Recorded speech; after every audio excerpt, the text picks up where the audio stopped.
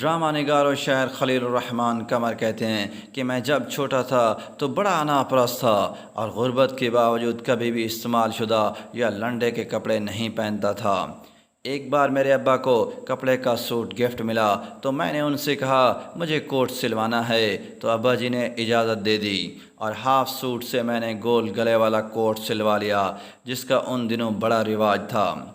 وہ کوٹ پہن کر میں چچا کے گھر گیا تو چاچی اور کزنز نے فٹ سے پوچھا، اوئے خیلے ایک کوٹ کتھوں لے آئی؟ میں نے کہا سوایا ہے چاچی، لیکن وہ نہ مانے۔ میں نے قسمیں بھی کھائیں لیکن ان کو اعتبار نہ آیا۔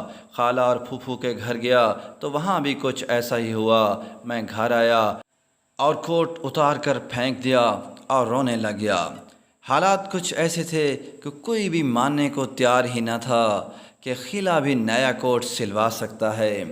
پڑھنے لکھنے اور جاب کے بعد جب میں ایک بینک کے بورڈ آف ڈائریکٹرز کا ممبر بنا تو بورڈ آف ڈائریکٹرز کی ایک میٹنگ میں اچھے سے ڈرائی کلین کیا ہوا لنڈے کا کوٹ پہن کر گیا تو میرے کولیگز کوٹ کو ہاتھ لگا کر پوچھنے لگے، خلیل صاحب بڑا پیارا کوٹ ہے، کیڑا برانڈ ہے تے کتھوں لے آئے جے؟ کلات تے سٹچنگ بھی کمال دیے۔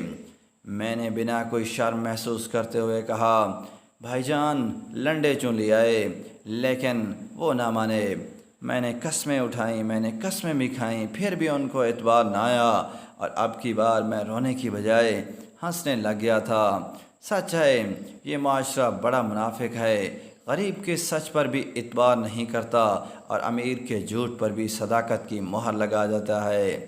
دوستو اس طرح کی مزید ویڈیوز کے لیے چینل کو سبسکرائب کریں۔